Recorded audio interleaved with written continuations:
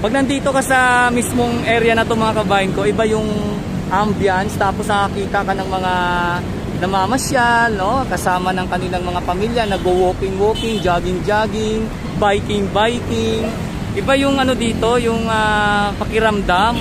Tapos ang presko, totoo po yun, no? Ang presko po ng hangin.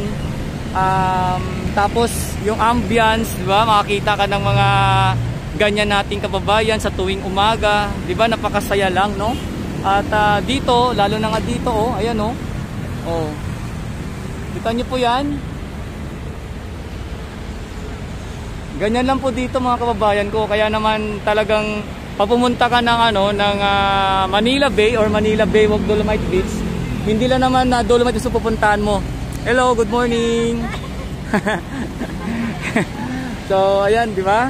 So nakakatuwa na meron tayong isa sa ganitong mga napupuntang pasyalan at kung saan talaga namang masabi ko na talagang dito maganda at siyempre presko at kita nyo naman, no, yung mga nagja-jogging, nagwo-walking at may mga nagbabike kanina, diba? Talagang napakasaya lang. Oh, ito gaya nito, oh. May mga dito, may mga makikita kayong ganyan pag pumunta kayo dito mga kababayan ko. Oh. Diba?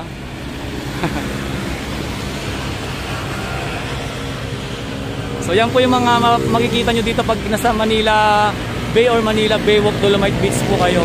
Maliban sa mga nagja-jogging, syempre, sabi ko nga pag nasa loob tayo ng Dolomite Beach or Manila Baywalk Dolomite Beach, maririnig mo, di ba, pag nasa sidewalk tayo, may yung mga ingay ng sasakyan na yan. Pero pag nasa loob ka na, parang alam mo yung wala na. Good morning, sir. Good morning po. Ayan, no, alam mo yung parang iba na yung nasa loob.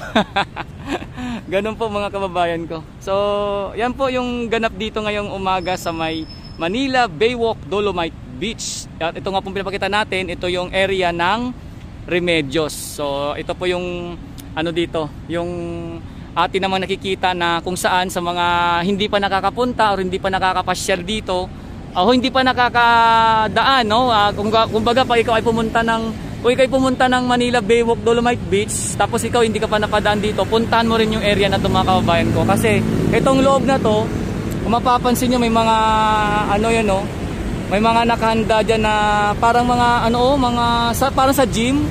Pwede nyo yung gamitin mga kababayan ko, pwede nyo yung gamitin para kayo ay lalo pang maging maganda ang pangangatawan. Morning! Ganun po ang gagawin nyo mga kababayan ko. So pwede nyo yung